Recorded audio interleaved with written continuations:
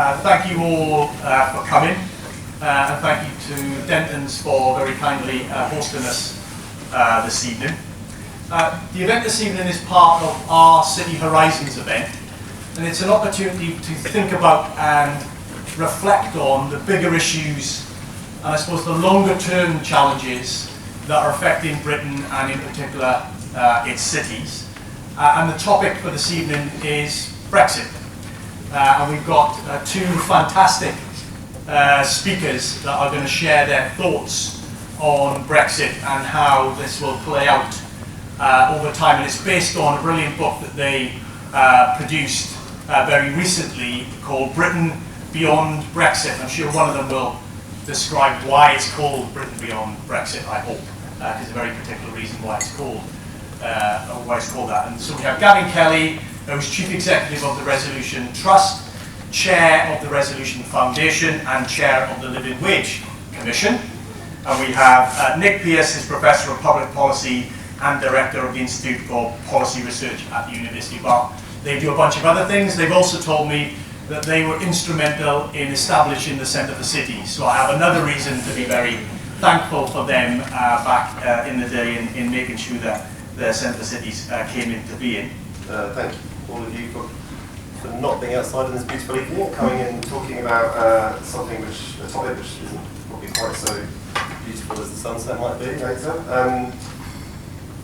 I didn't claim that I created this thing, but I do, it shows you how old I am, that I remember being asked to write a proposal for this kind of new centre or unit which would go into the future of cities, and I'm thinking, well, that's just not going to fly. Who's going to fund that? How are we going to make that work?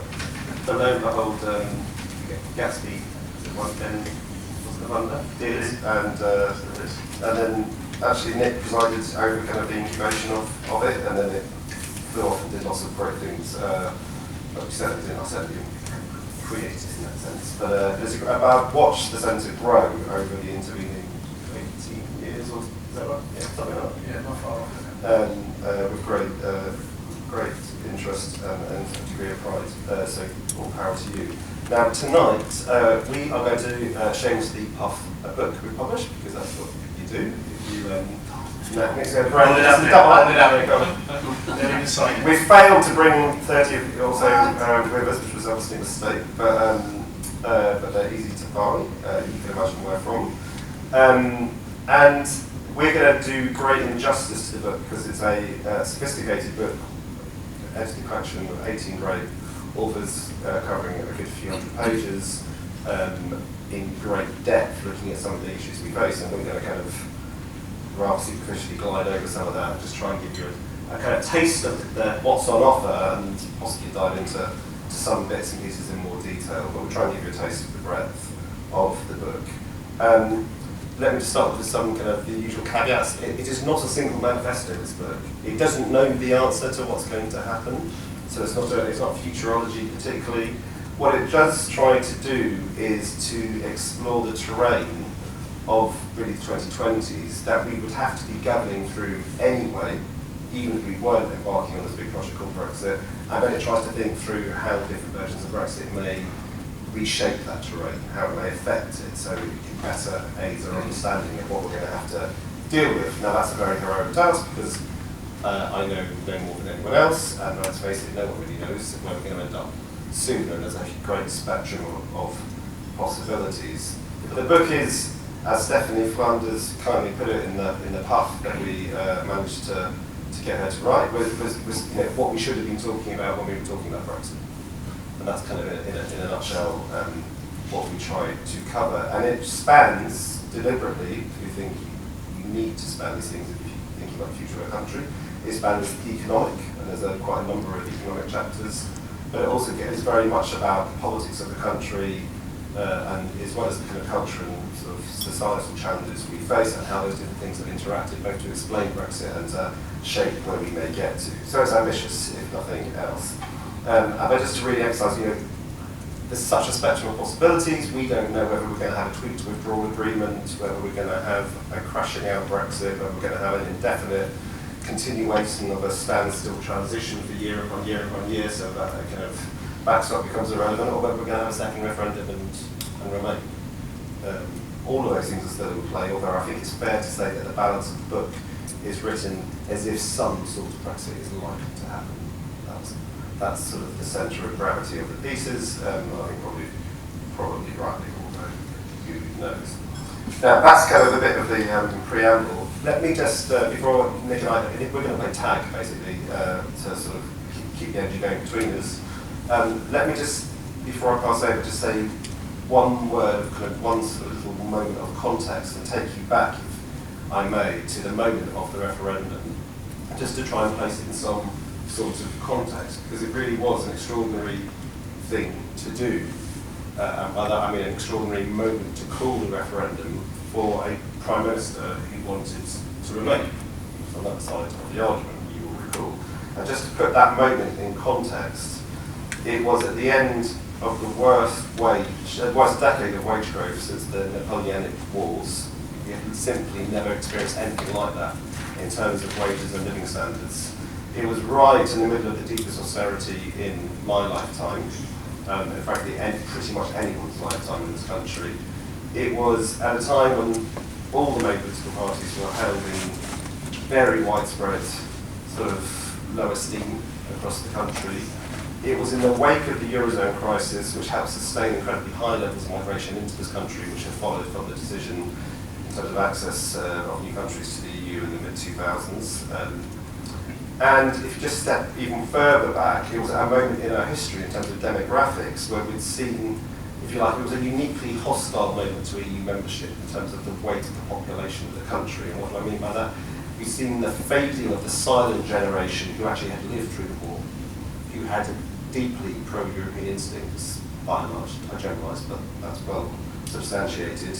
It was a peak baby boomer, if you like, who as a generation are by far the most hostile to the European project, and it was pre the rise of a Generation Z, as they are known, but kind of people a lot younger than me, whose views are by and large tilt towards being more pro-European too. So it was kind of a special moment. If you had tried to orchestrate that moment in our history, if you look at the demographic mix of the country, to sort of actually get the decision you didn't want to view the Prime Minister of the day, if you tried to think the worst moment to roll the dice, it was at that very moment. So thank you, David Cameron, for that judgment. But it is worth putting it in context because I think it does speak to some of the contextual things which actually underpinned the results that we got. And at that point, Nick, I think you should come in. Yeah, thank you, Gavin. So with that context in mind, going a little bit further into the Leave vote and who voted Leave, I mean, the common perception is that the Leave vote was driven and the support for Brexit remains driven by people who have been exposed to economic risk, have not done as well as the rest of society over the last kind of couple of decades.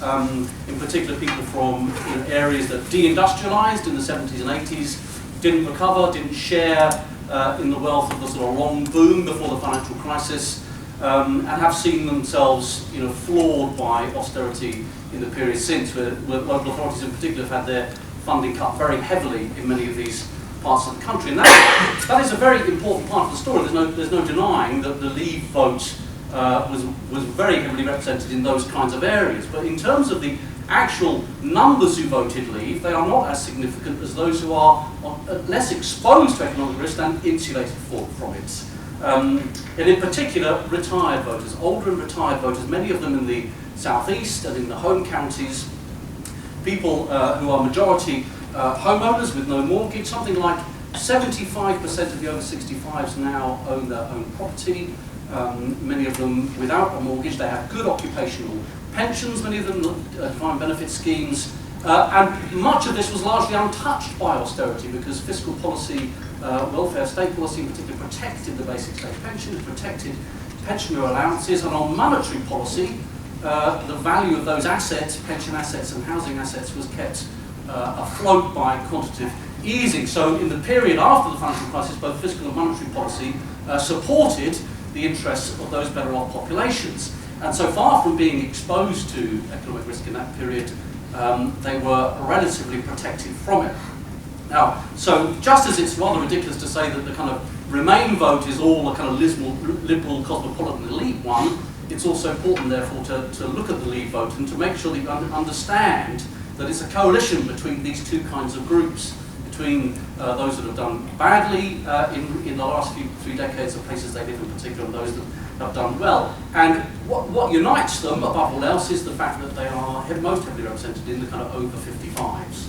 And the over 55s at the next general election will be something like 50% of the voting public.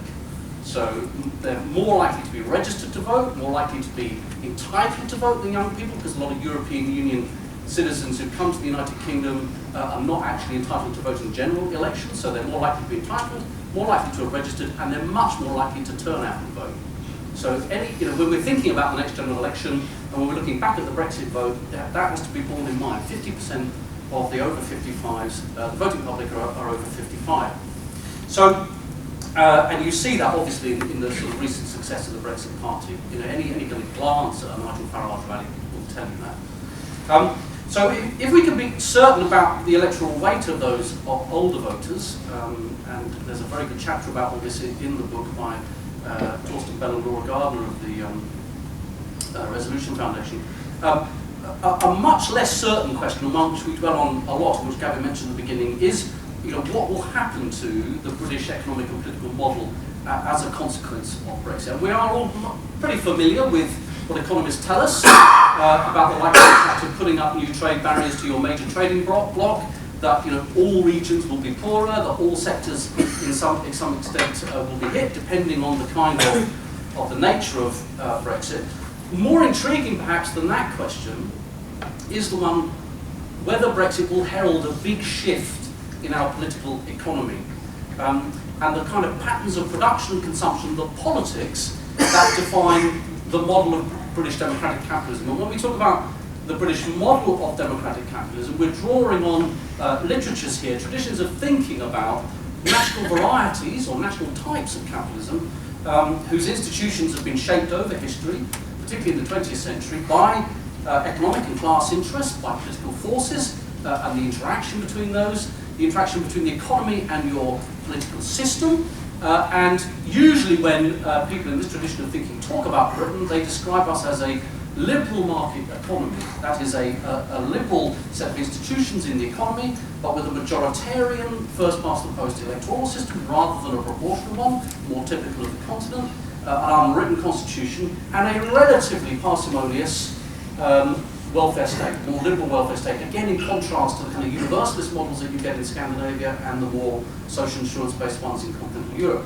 And the point about this is that these features of the British model have endured over many, many decades, despite big shifts in the kinds of governments we've had, and some big shifts in the organisation of our economy, particularly after 1945 and then again after 1979. These were major points of rupture and change in the British economy.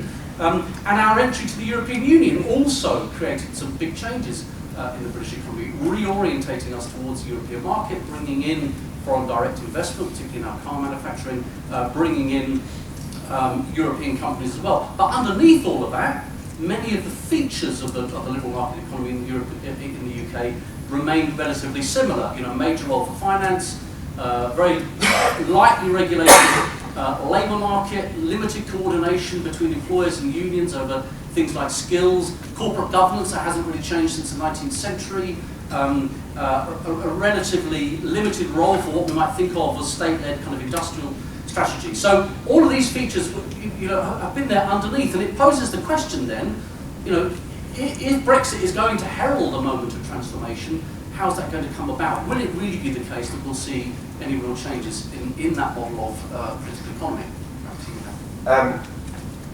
One of the things the book tries to do is to actually, because none of the authors in it, even Andrew, who wrote a brilliant chapter, can foresee exactly how it's going to play out. So what it tries to do, and what all of us tries to do, is to map out some of the vulnerabilities that we think Britain as a country, and the British state in particular, is likely to face in this kind of post-Brexit era. And we bundle them together into kind of the economic, the vulnerabilities of the state, not to vulnerabilities of the constitution, and separately of our kind of party system and the main parties in the country. So we sort of run through them. And just to say a few words on some of those, so to take the economic question that Nick just alluded to use the kind of technical jargon, like, do we think the economic model that we're used to in this country is going to be the same but shitter, or is it going to fundamentally change because of something that Brexit gives rise to? And there's a lot of consideration of that in the book.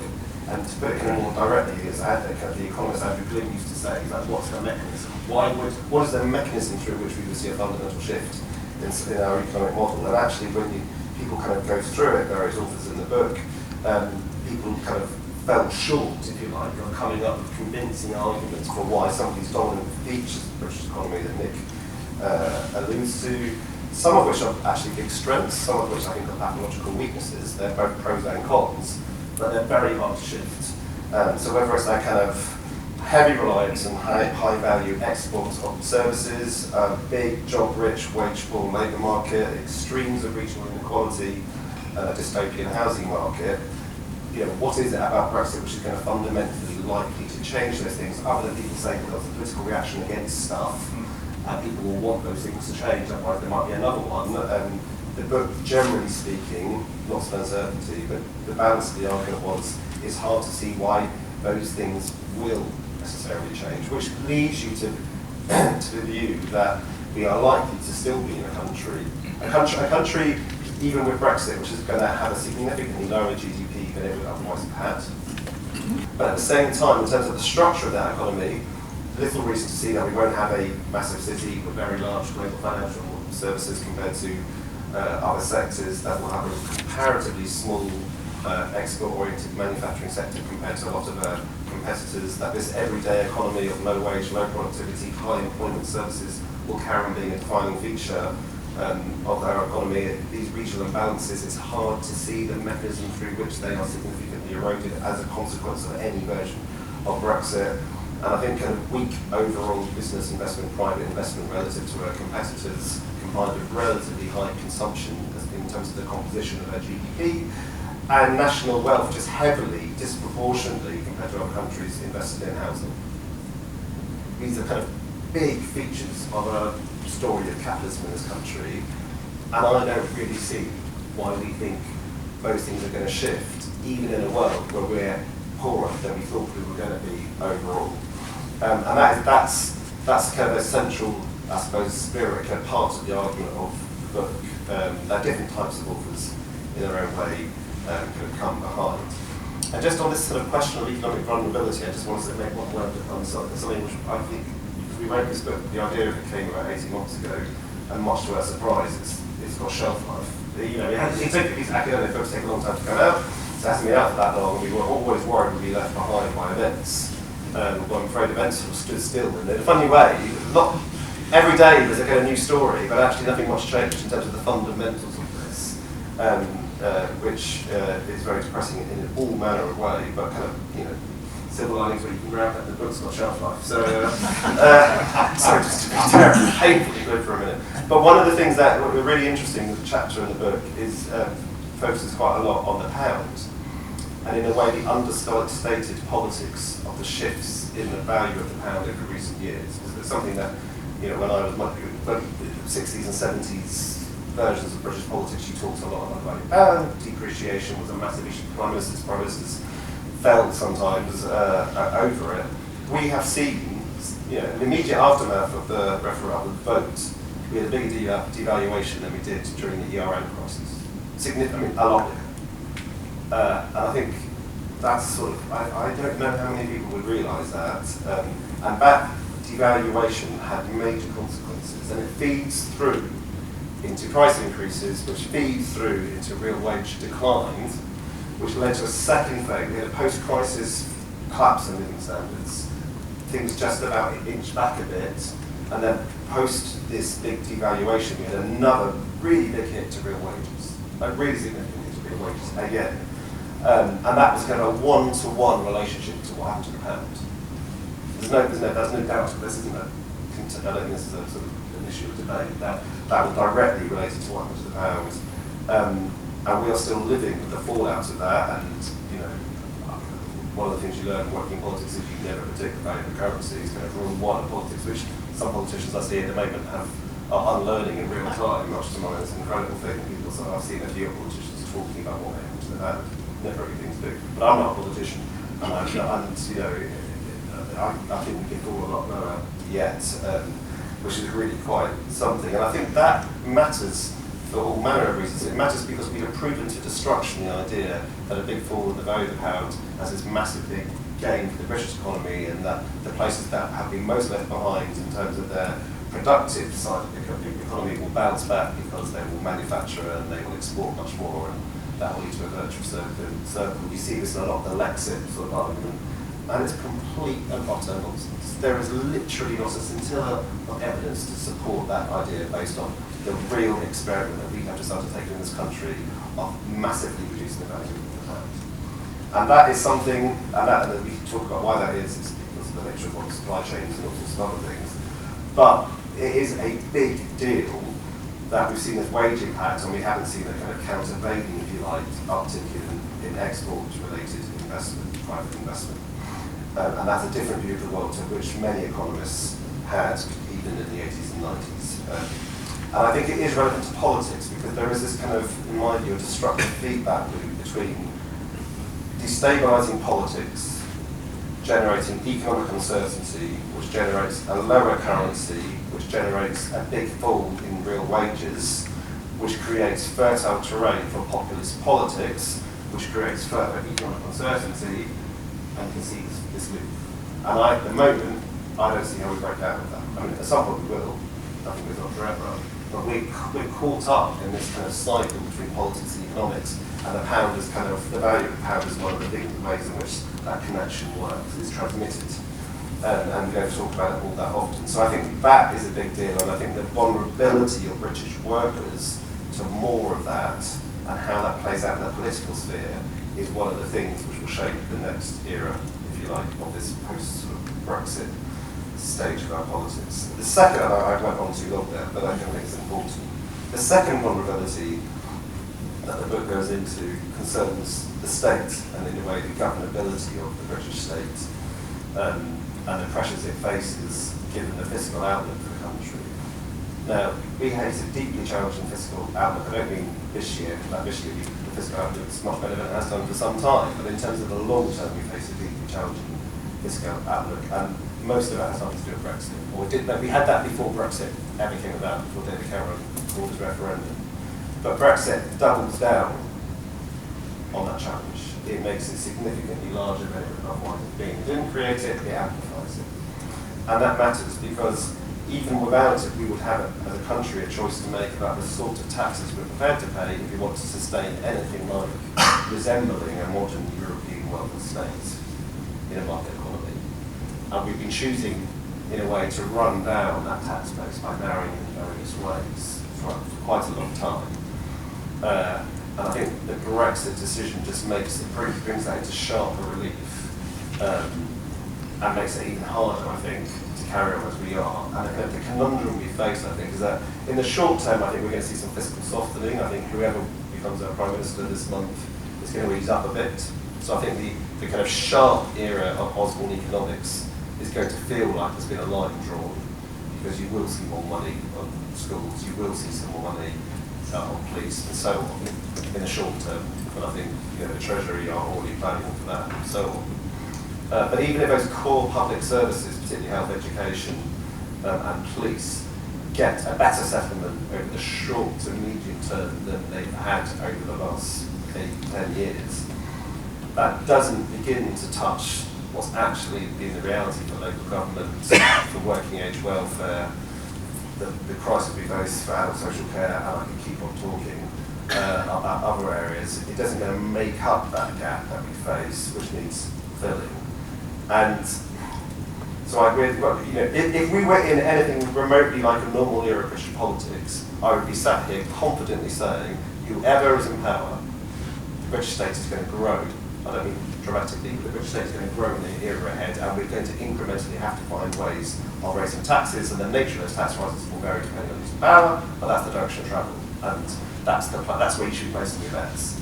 And everything I feel about recent British history tells me that would be the case. We now have this thing called, this elephant in the room called Brexit, which if it happens, and if it happens in a destructive way, the impact on our tax base is going to be very large. I think even around, estimates vary, but 3% of GDP, I find, I don't think that's, I think that's a relatively modest estimate over a decade, and that's the sort of numbers that quite a few people have come up with, but that's not assuming a large permanent hit to productivity. So we're talking, we could be talking very serious numbers over and above the challenges we face. So I think this fiscal question, which already hangs over the British state, which is going to be amplified by any version of Brexit, poses a fundamental challenge to the British state and how it governs for the next 10, 20 years. So on the third of the challenges, the future of the United Kingdom itself, I'll just say something briefly about that and then say something about political parties. Obviously there were centrifugal pressures in the United Kingdom before the Brexit vote, particularly obviously the rise of Scottish nationalism, and there are clearly parts of the United Kingdom where European identity is very much part of people's sense of their belonging to their own national community, and if that identity, their Europeanness is jettisoned, then perhaps to their commitment to the United Kingdom itself might waver, and obviously that is most the case in Scotland, but also amongst the nationalists and increasingly amongst the middle-class unionist population in Northern Ireland, and it's one of the sort of lesser remarked phenomenon of recent years that middle-class unionists have been shifting their political allegiance to the Alliance Party. They topped the European elections, a split in the kind of sectarian nature of the unionist vote in Northern Ireland that Brexit has sort of brought to the fore.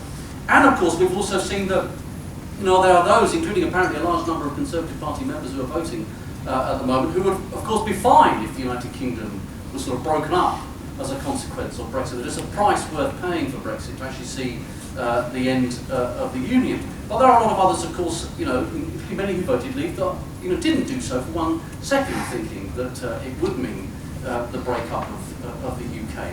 And so, the Brexit decision, it didn't make these challenges; they existed before it, but it certainly has the potential to make that fragile institutional settlement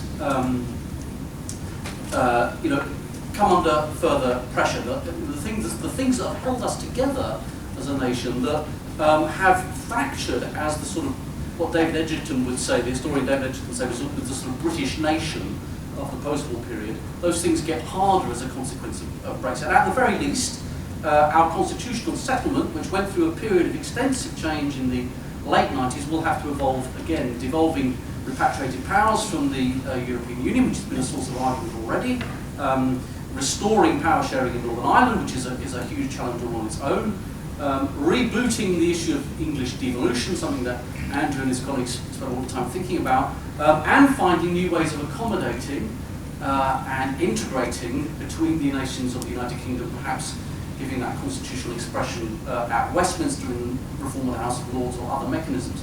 And in this question of the Union, historically, our political parties have played a very, very important role. Labour and the Conservatives, and to a lesser extent perhaps the Liberal Democrats, have traditionally functioned as national parties. They're parties that integrate different electoral groups and assemble governing coalitions across the United Kingdom, albeit the particular circumstances in Northern Ireland. And their capacity to do that, to remain integrative forces across the nation, is now, I think, hugely diminished. And one of the central arguments of the book is that our political parties, at the moment perhaps of sort of greatest peril, and particularly the two-party system, seem less well equipped to meet that challenge than they have done for a long time. The Conservative Party spent years, particularly under Cameron, trying to rebrand itself as a modern centre-right institution, economically competent, socially liberal, modern, believed in pragmatism. It's become now a party that hosts nationalist sentiment, a party of, dare I say it, fuck business. The claim that major economic disruption and strife is a price that you pay for the perception of greater control. And one of the most difficult things to explain as a political economist is the weakening of the relationship of the Conservative Party, or at least its MPs, and the business community in this country, and the major organised business interests, whether in the city or in industry. That a party that had all of those things that you took for granted seem to have come apart is now a party that's sort of advocating insurgency against many of the institutions it historically has been there to conserve, the civil service, the BBC, its relationship to industry and so on. And certainly its Scottish leadership under Ruth Davidson, if Boris Johnson does become Prime Minister, Scottish leadership being placed in a very difficult position and more likely to evolve further away from its English and Welsh counterparts. But Labour too also have existential questions. We can see that, of course, all the time around us at the moment. A big question for Labour, not just its own internal politics and the strife it's currently going through, but how can it hold together this coalition of relatively better educated graduates in cities like London with its historic post-industrial core? That's not necessarily just a kind of working class versus middle class issue. Labour does very well amongst the multicultural working classes of places like Birmingham and London and so on. It's not simply about a class divide, but all social democratic parties in Europe face this challenge of how you hold together your more liberal, cosmopolitan, graduate, middle class population with your traditional, historic role as functioning as representing working class communities. And for Labour, that's a major challenge. And can it hold on in Scotland, where at the European elections it came fifth? It came fifth, with less than 10% of the vote. I mean, the party that was utterly hegemonic in Scotland has, in a matter of years, gone from first to fifth, and is now thought of, particularly by the SNP, as irrelevant almost to Scottish politics, which is quite an incredible situation. So these 20th century coalitions have sustained our politics, where our political parties, particularly the two-party system, were able to play this kind of integrative role in the union in our political system. Just looks a lot harder now than it has done for many years, just at the moment when that role is perhaps most needed. So, just to conclude, I mean, we could just leave it all there in a total helplessness. Lie the floor. Doom and gloom and go into a darkened room with some of our European craft lager. And what we've just said, does suggest that our economy, that the state, that our political parties, all of these things are under great stress. But it must be remembered, and we end our introductory chapter on this, that it's also part of our tradition in this country to be declinist. We have been declinist at many points in our history. And we've also shown great resilience. And although there are many weaknesses about our economic model, one of the strengths of a relatively open and flexible economy is that it's got lots of routes for adjustment. Even if it imposes the pain, as it has done in the last decade, on the poorest, an open liberal market economy can find ways of adjusting. And our political system, I mean, we were historically known for it, less so now, was known for being resilient, being adaptive, being capable of evolving. We haven't seen the kind of total collapse of political parties that we've seen in other countries. So it may all be almost reckless to kind of conclude on this point, but British democracy has in the past proved resilient. It is about to face some very tough tests, but perhaps, just perhaps, it might pass them. So on that moment of optimism, Strange optimism. Yes. Very good. Thank you very much indeed, gentlemen. Thank God it's sunny.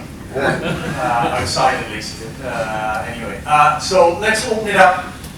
Reflections, questions. We have a couple of roving mics. If you just hold your hand up, put the question in. I'll take a couple if I can, and then we'll get Gavin and Nick to reply. So the gentleman at the back, and then a gentleman right in the back. Yeah, just say who you are. Thank you, Danny Kay, Sheridan Development Management.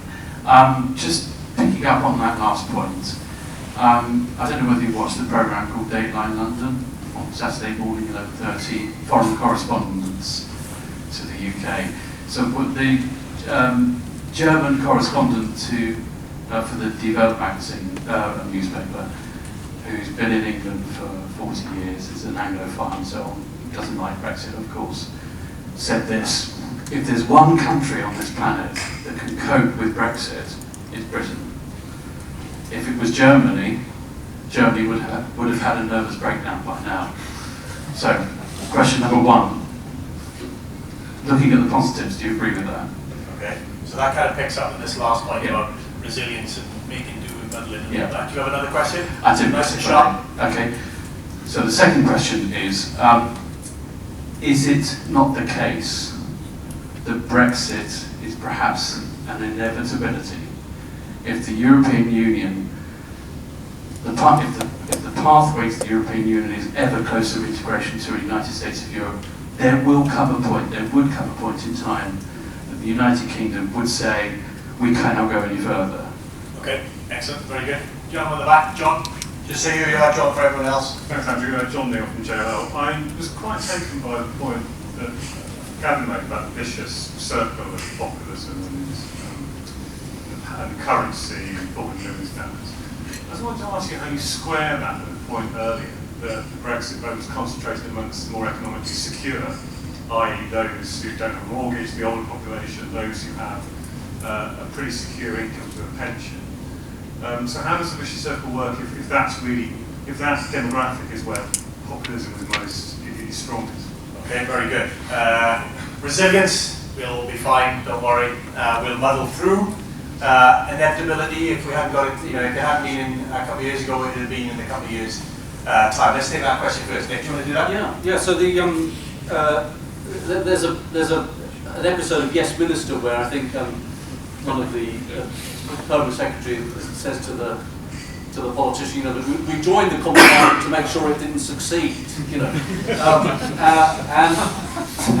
and of course it is true that, when you look at comparative data, the British people have always been relatively more Eurosceptic than others in Europe, that we've never had a kind of a national project that involved our integration into the rest of Europe.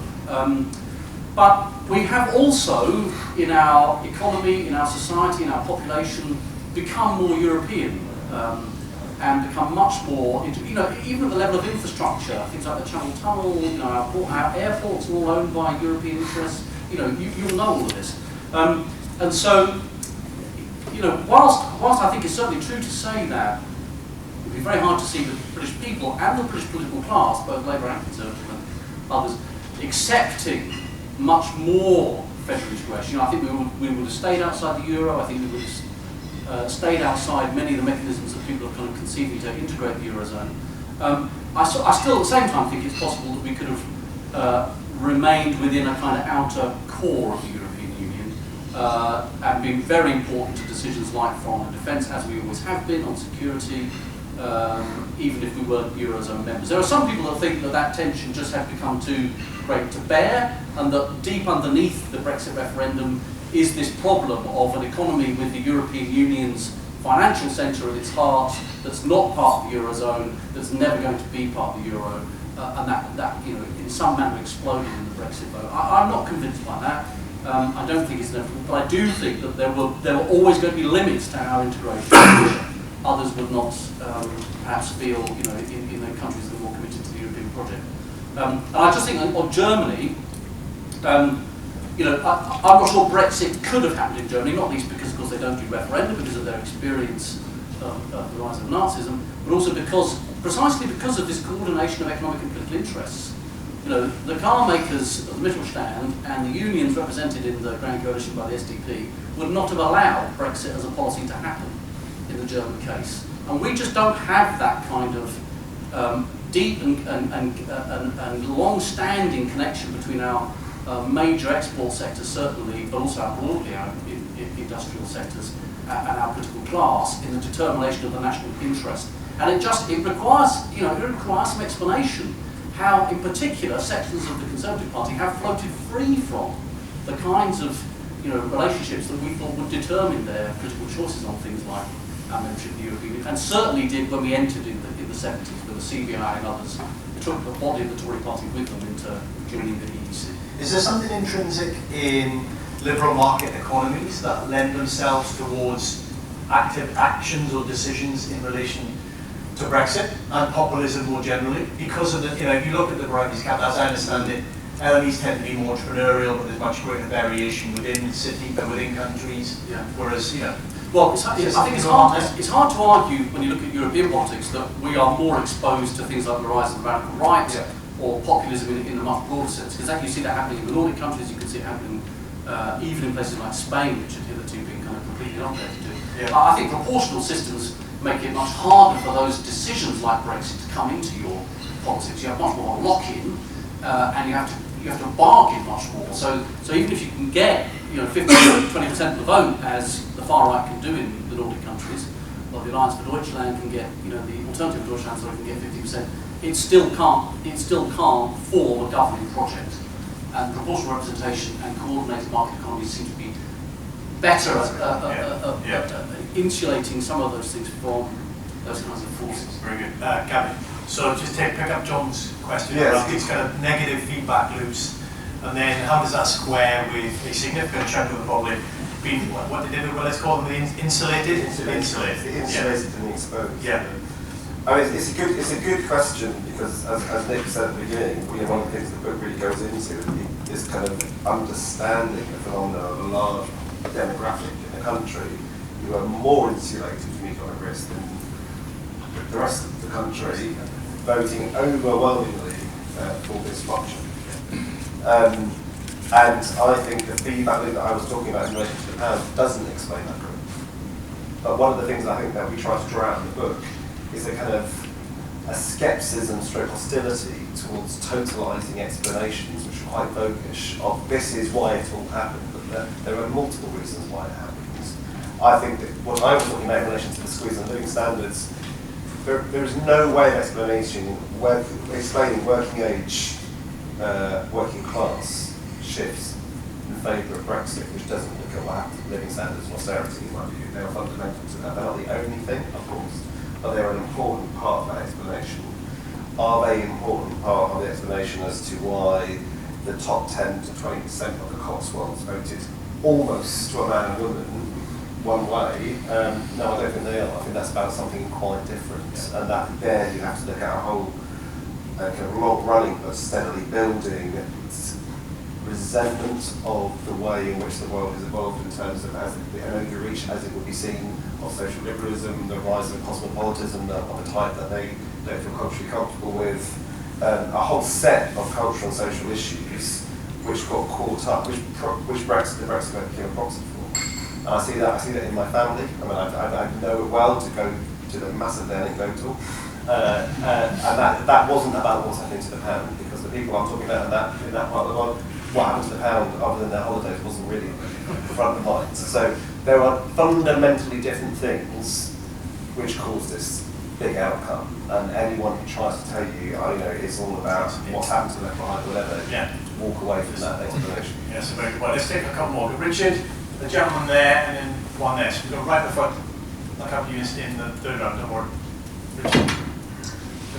Richard. Just say you are, Richard. So, Richard McCarthy, now of Capita. So, I spend a lot of my time facing back into government, about all my time, and battling with the issue, I think, of trust.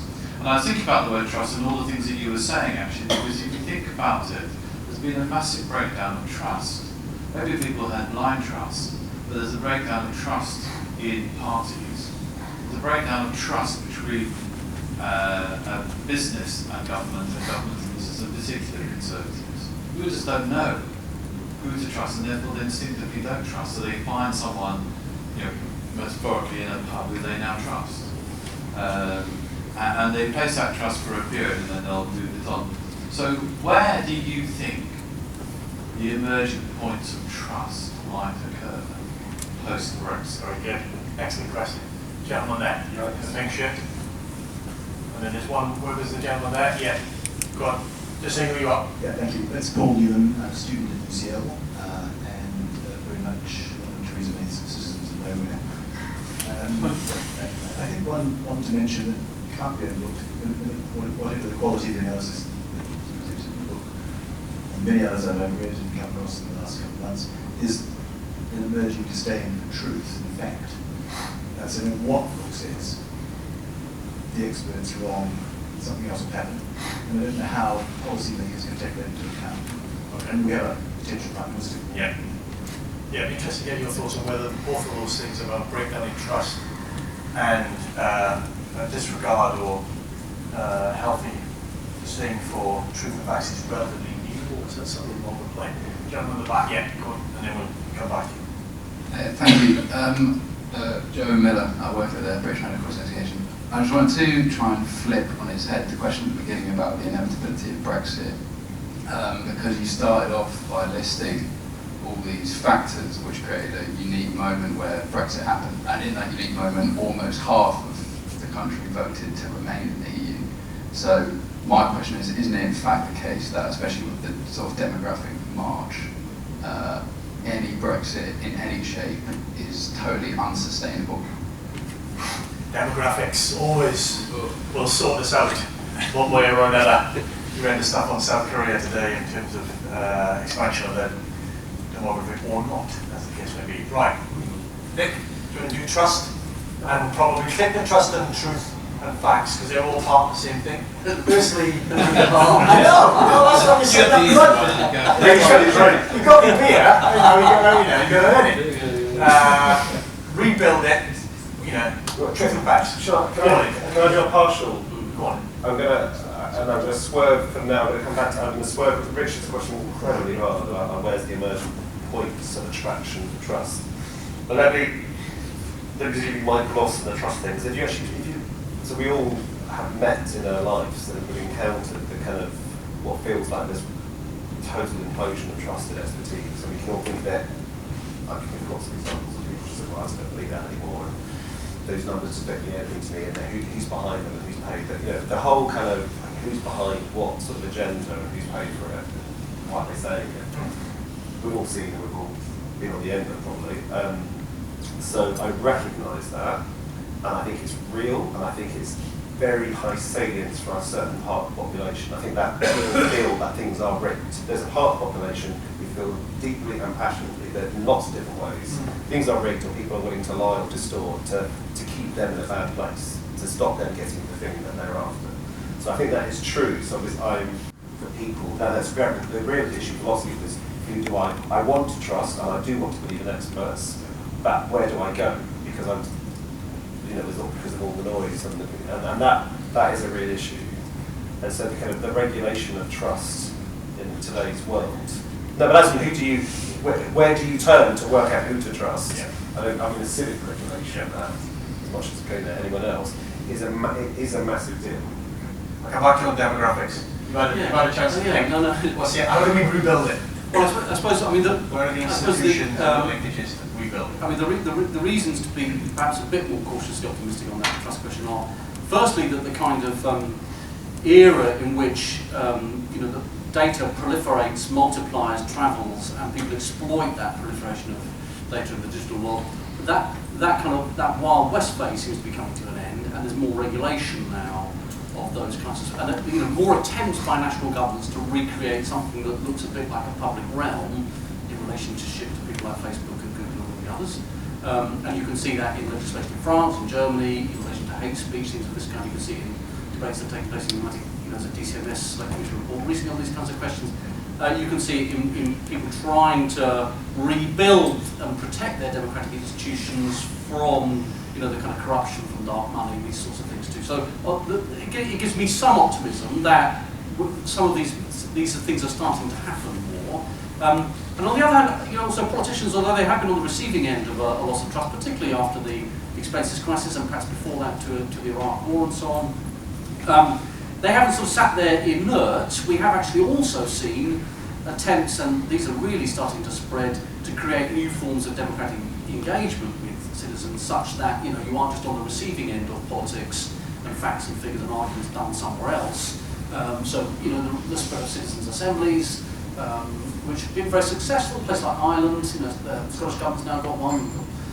Just down the road here, the Extinction Rebellion is one of their central demands, is that we have more citizens' assemblies. So, and when you look across democratic politics, you see a movement away from formal representative institutions being the only place in which democratic politics is conducted, and the growth of those more participatory and deliberative mechanisms, and actually much more at the city level, where much more of this is perhaps possible. So thinking just about our democracy, some of those changes seem to me at least to have the potential to enable us to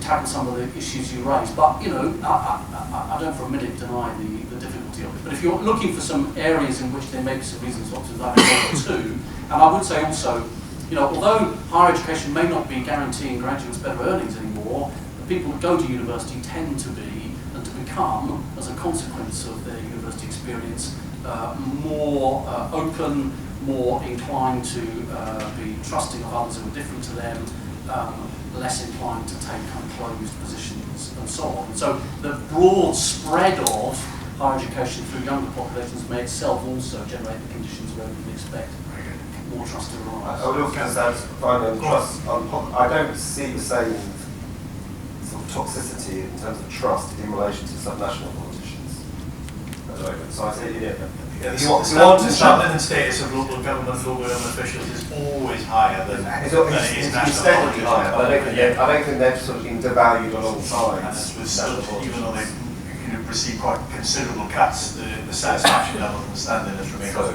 just pick up on Joe's point, Gavin, which is basically demographics will solve it all, since we just have to wait for the Brexiteers to die. Yeah, sure. You didn't quite say that. But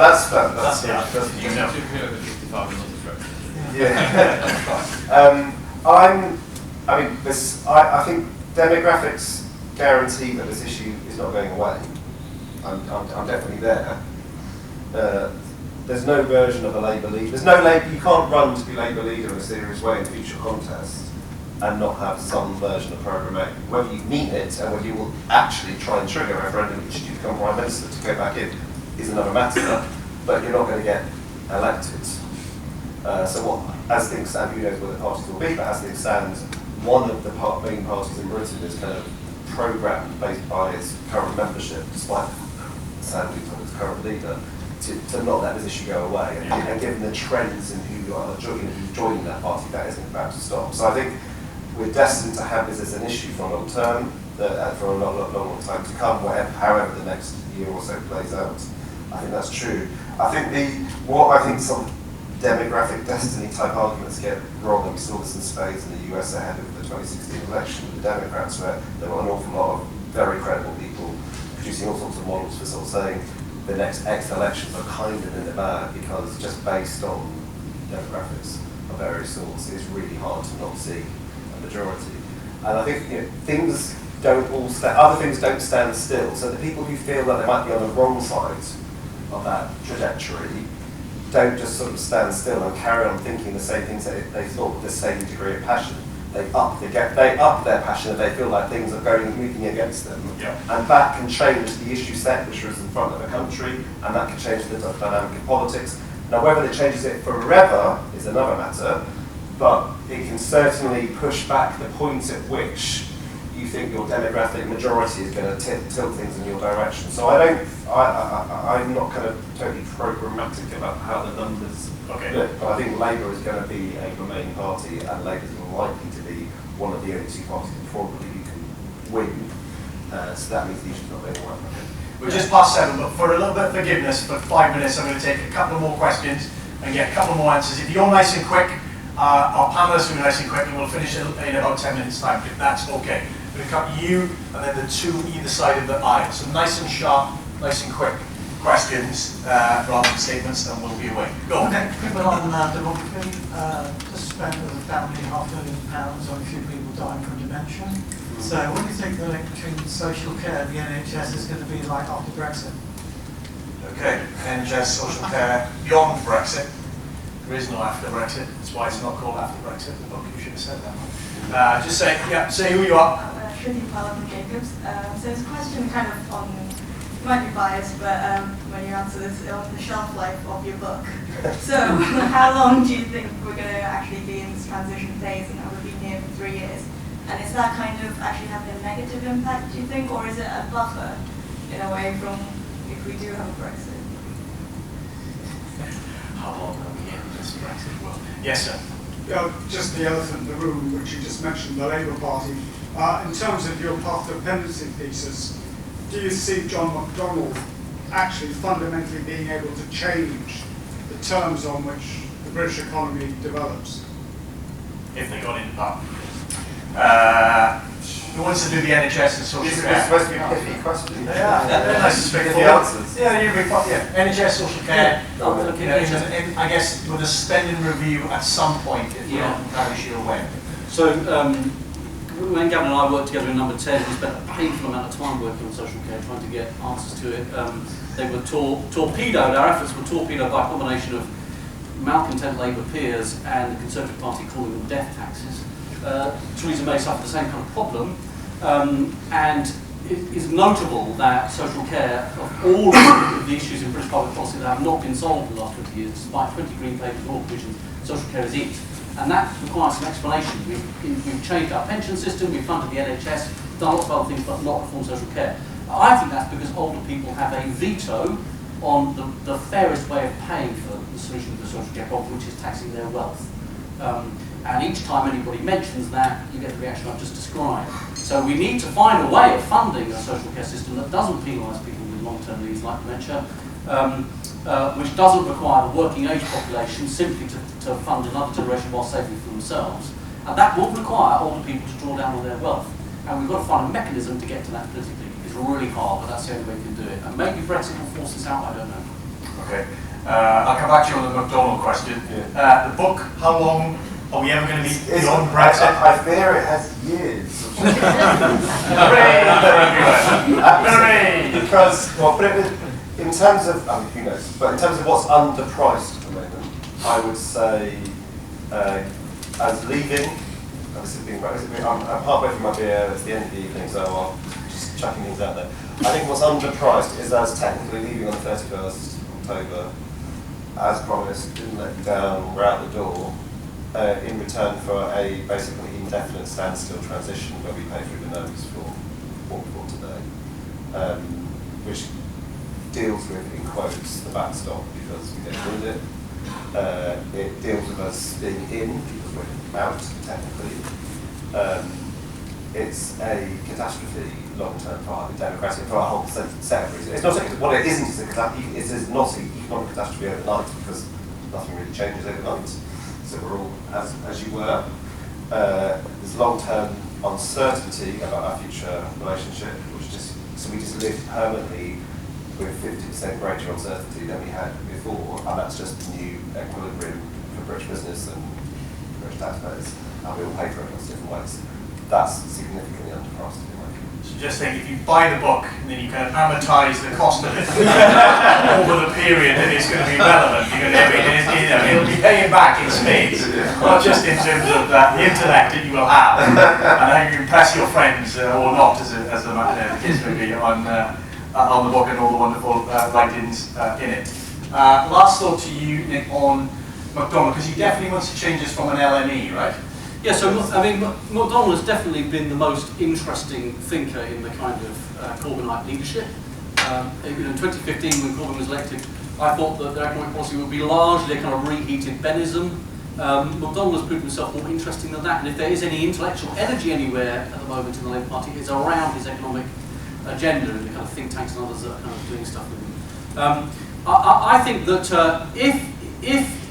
if we are to see any kind of shift, it will probably be a state-led strategy. McDonald, most of what he's talking about is nationalisation, bringing the state into a more aggressive role in industrial policy, regional policy and so on. And that will feel a bit like what the state has been able to do in the past, albeit very different conditions in the kind of post-war period in particular.